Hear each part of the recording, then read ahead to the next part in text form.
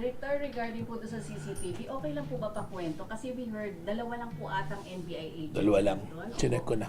Sige po, pakwento. Dalawang babae pa. Opo. Ano po bang Ang nangyari kasi, sumakay siya sa sasakyan ng isang senador eh. I'd rather not mention who the senator is daw, pero sumakay siya ron. Tapos parang nung nag-start na yung session, nagsisession, parang maluwag na roon. Naiwan doon yung dalawang babae namin na ahente. Actually, purposely din babae kasi we were expecting na isa-serve yung warrant sa kanya. He will be professional enough. He's from the law enforcement. He will understand. Pusa, basa. Nung nalaman niya na isa-serve sa kanya, sinasabi na NBI, ganyan. Tinakil na niya. Tinulak niya na yung dalawang agent. Kaya siya nakatakbo. When I checked the CCTV, ang mga nakasunod sa kanya, mga staff niya, may dalang maleta, nakita nyo. Hindi ko lang alam kung ano laman ng maleta, ha? Pero I suppose damit. Kasi doon siya mag-i-stay, eh. Dala yung maleta, pumasok siya sa kwarto. Pag sinundan mo, hindi totoo yung sinabi niya doon sa floor na tinakil siya, nag-wrestling sila. Walang ganon. At kaya siya nasugatan, that is because inflicted ng mga agents. But nadapa siya, eh. Kitang-kita, nadapa doon sa staircase, eh. Natukod niya yung kamay niya. Sarili niya mistake po.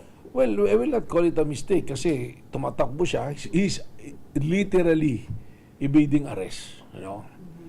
So, tinanong nga sa akin yan, ba't daw may habulan, nagtakbuhan? Sabi ko, tumakbo ko, kaya hinabol. Kung hindi ko siya tumakbo, walang habulan. Totoo naman, di ba?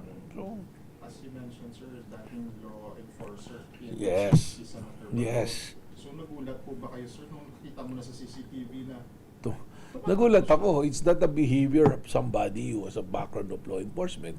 Yung mga tumatakbo, yung may background ng criminality, di ba? Yung mga tumatakbo sa batas. So, mali pala yung assessment and expectation ko na pagka medyo babae siguro yung mag-serve, medyo matutone down, ganyan, kaysa sa malalaki na agent natin yung ilagay natin doon sa point of entry. Gano'n na nga yung nangyari. He's literally avoiding arrest. So this CCTV backtracking is a part of your fact-finding, Yes. sir, na na-mention? That is the commitment ko kay Senate President na we'll do our pakpay. Nung tiningnan ko, doon na pinadala na sa akin na markahan na yung mga pangalan nung tao. But will I not mention? Senator Bato, tapos yung staff niya, tatlong staff niya yung nakasunod, malayo pa yung agent, mga 3 meters away. Kasi natulak nga niya eh.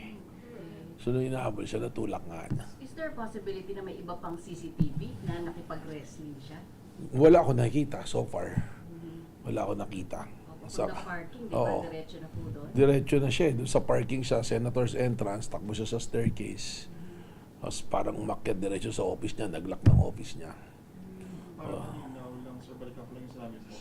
Part ng plan natin na babae na Well, agents. Kasama sila na sana may presence. Alam mo naman, minsan yung mga babae, sila yung they will guide you na ano eh. Meron din naman presence ng lalaki ro, di ba? Kasi nga, preparation natin na baka protocol may laban, saka may mga sigurado, may mga security reason lalaki, di ba? So to avoid those things, no? Pero hindi ganun yung nangyari because I think his real intention is kung meron man talagang warrant, tatakbo siya. Maiiwasan niya. Pero kung since dalawang agents lang from what you said earlier, 2 agents lang. Yung nandoon, pero may blocking point pa, meron pang iba. Wouldn't it be fair to say that it could have been planned better? Kasi nga... Maganda yung plano, no? Ang point of view nga natin dito, Senator to, law enforcement, it will be done within the Senate premises. I think everybody will behave accordingly. That is our assumption. He's a senator, he's an elected senator, former chief, PNP chief, he's a general, police training, di ba? So yun yung profile, di ba? So the plan is okay. It was planned properly. There is a coordination with the Senate security. So ano yan, maayos yung pagpaplano. Baka you're leading to what, kaya hindi siya na-arresto, no? Di ba? Well, may circumstances, actually, we can enforce the arrest anytime, eh. Kahit doon nag-session, but we did not do it. Because when there was a move already from Senator Marcoleta to put si Senator Bato into protective custody ng Senate, medyo hard line na yun, eh. Magkakaroon na ng kiskisan doon, and we want to avoid it. The emotions are high, baka magkagulo, di ba? We don't want that to happen.